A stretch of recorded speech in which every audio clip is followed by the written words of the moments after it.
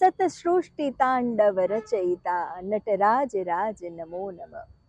શ્રાવણ મહિનો એટલે દેવાદિદેવ મહાદેવની આરાધનાનો મહિનો, ભગવાન ભોળાનાથની ભક્તિનું પર્વ।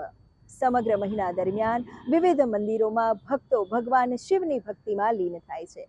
ગુજરાતમાં એવા કેટલાય મંદિરો છે જેની આગવી વિશેષતા છે, પોતાનો આગવો ઇતિહાસ છે।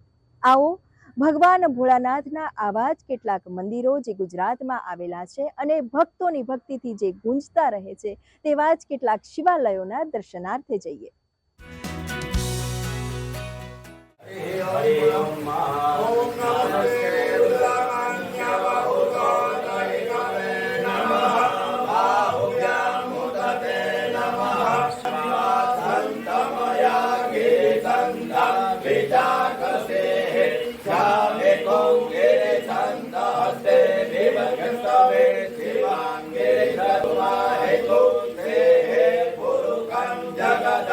તો ગીર જંગલમાં મધ્યમાંથી મચ્છુંદરી નદી વહે છે, જે અનેક તીર્થોમાં પાવન થઈને અહીં દ્રોણેશ્વર મહાદેવજી પાસે નીકળી અને દીવના દરિયામાં મળે છે।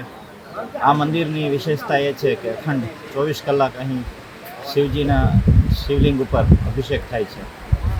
વર્ષો જૂની વાત છે, પાંડવકાલીન આ મહાદેવજીની સ્થાપના છે। પાંડવના ગુરુ એવા દ્રોણાચાર્યજીએ આ શિવજીની સ્થાપના કરી છે।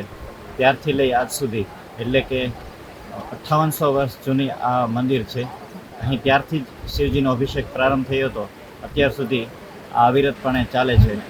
સમયાનુકાળે ક્યારેક દુષ્કાળ હોય તો પ્રવાહ ધીમો પડે, પરંતુ ક્યારેય બંધ નથી થયો એવું જૂના લોકો પાસે સાંભળેલું છે।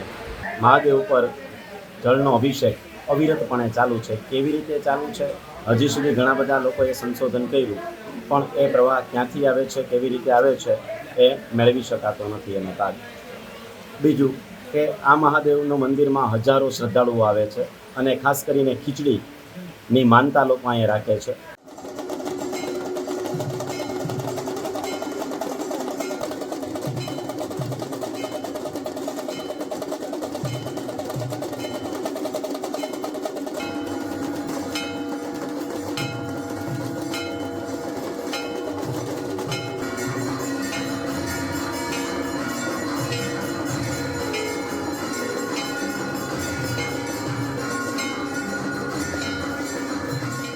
શ્રાવણ મહિનો જ્યારે પવિત્ર શ્રાવણમાં ચાલતો હોય ત્યારે અમરેલીની અંદર નાગનાથ મહાદેવ એક પુરાણું મંદિર છે। જે તે સમયે અહીંયા ગાયકવાડ રાજા હતા, ગાયકવાડ રાજા એ આ મંદિર આખું બંધાવેલું છે। અંદાજે 208 વર્ષ નાગનાથ મહાદેવ મંદિરના થયેલ છે। અમરેલી જનતા અને આખા જિલ્લાનો કે આખા સૌરાષ્ટ્રના અહીંયા બહારથી બધા દર્શન કરવા આવતા હોય છે। દાદાની ઢોલિયાની પથારીના દર્શન કરવા મહત્વનું બહુ સારું છે। એમ કહે છે કે પુરાની કે દાદાને ઢોલીઓ ઢાળી અને પથારી કરીને સૌનું દર્શન કરીને અનુભવે છે। મહાદેવ આવે છે, ચોક્કસ આવે, 100% આવે છે મહાદેવ। અમને શ્રદ્ધા છે, બહુ જ શ્રદ્ધા છે।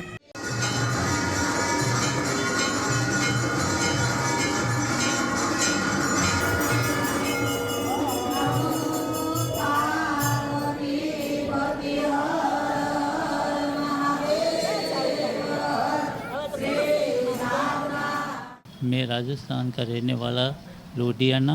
मैं पिछले लगभग 45 वर्ष से इस भुजलेश्वर मंदिर में आता हूँ और यहाँ पूजा करता हूँ। पहले मेरे बापूजी आते थे और स्टेट के हिसाब से हम मैं यहाँ आने लग गए और अभी मैं यही पूजा करता हूँ। और मैं भगवान को सावन महीना में पूजा कर वापस सावन महीना के बाद मैं वापस देश में राजस्थान चला जाऊँ। पहले हमारे वहाँ महारानी हमारे जो जोधपुर के रहने वाले थे, उनके हिसाब से हम आए और वहीं से फिर यहीं से हमारा पिंडी दर पिंडी काम चल गया। ये हमारा दूसरी पिंडी हो गई यहाँ पूजा। પાટેશ્વર જે બનાવે એના માટે માટી લેવા માટે તેઓ સવારમાં વહેલી સવારે 4 વાગે 3 વાગે તળાવે જઈને માટી લાવે છે અને એનું શિવલિંગની પાટેશ્વરની બધું બનાવે છે। પછી બીજે દિવસે એનું વિસર્જન કરી નવેસરથી પાછું કરે છે અને પર્યાવરણની જાળવણી રાખે છે।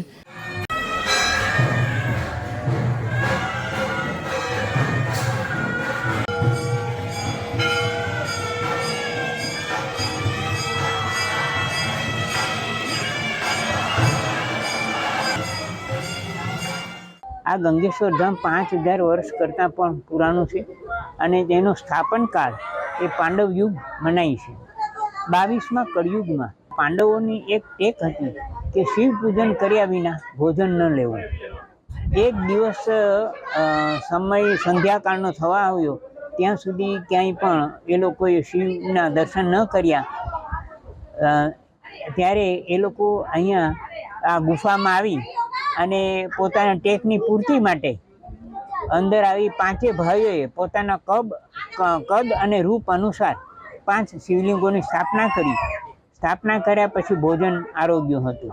એમ કહેવાય છે કે પાંડવો 1 માસ દરમિયાન અહીંયા શિવ પૂજન બધા કર્યું અને અહીંયા જ એ લોકો રહેતા હતા.